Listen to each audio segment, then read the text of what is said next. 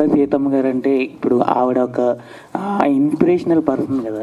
అంటే shooting spots అనేవి చాలా రియలిస్టిక్గా ఉండాలి కాబట్టి ఆవిడ ఎక్కడ ఉండేవారో అక్కడికి వెళ్ళి తీయడం జరిగిందా, లేకపోతే దీని గురించి సపరేట్ సెట్స్ ఏమైనా ప్లాన్ చేశారా? లేదండి, యాక్చువల్గా ఆవిడ ఎక్కడున్నారో అక్కడ తీయడానికి ముందు అనుకున్నాం. కొన్ని అనివార్య కారణాలు కుదరలే. ఎందుకంటే అప్పటికిప్పుడు మ్యాచ్ అంటే కుదరలేదు కాబట్టి కొన్ని విఎఫ్ఎక్స్ కొంత సపోర్ట్ తీసుకున్నాం. మా విఎఫ్ఎక్స్ డైరెక్టర్ అనిల్ గారు అని చెప్పేసి ఆయన యాక్చువల్గా మీ స్టోరీ అనుకున్నప్పుడు కానీ కూడా మా విఎఫ్ఎక్స్ డైరెక్టర్ అనిల్ గారిని సపోర్ట్ తీసుకొని, సో మా డిఓపి గారు దానికి మాట్లాడి, సో ఇవన్నీ కేర్ తీసుకొని, అంటే ఆ రియల్ లొకేషన్స్లో తీయలేదు కానీ బట్ మేము గ్రీన్ మ్యాట్లో కొంత, వేరే సెట్స్లో కొంత, స్టూడియోస్లో కొంత తీసామండి. సుమారు ఎంతసేపు ఉండొచ్చు సార్ సినిమా నిడివి అండి? యాక్చువల్గా అయితే 1 hour 45 minutes అయితే ఉంటుందండి.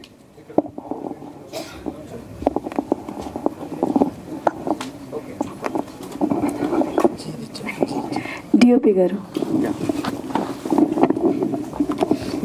హాయ్ అండి.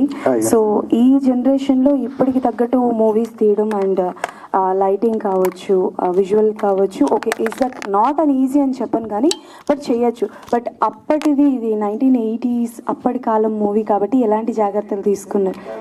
ఇంకా వెనక్కి 1850 okay done. So it's my mistake. But still అంటే లైక్ డిఓపి టైంలో లైక్ ఎలాంటి జాగ్రత్తలు తీసుకున్నారు, మీరు ఎలాంటి రీసెర్చ్ చేశారు?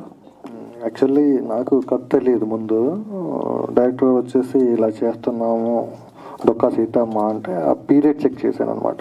It's almost 1851 to 1902.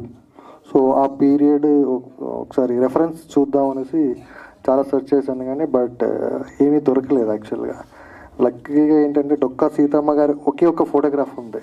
ఇప్పటివరకు అసలు డొక్కా సీతమ్మ గారి ఏ ఫోటోగ్రాఫ్స్ లేవు, తనకు సంబంధించిన ఏ రెఫరెన్సెస్ లేవు అసలు.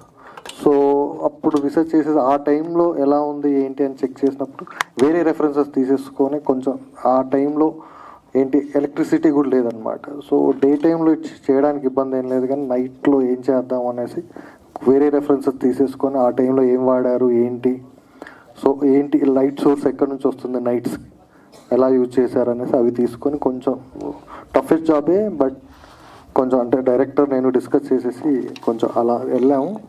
చూద్దాం, మీరు చూడండి, సినిమా వచ్చినాక చూడండి. షూర్. డైరెక్టర్ గారు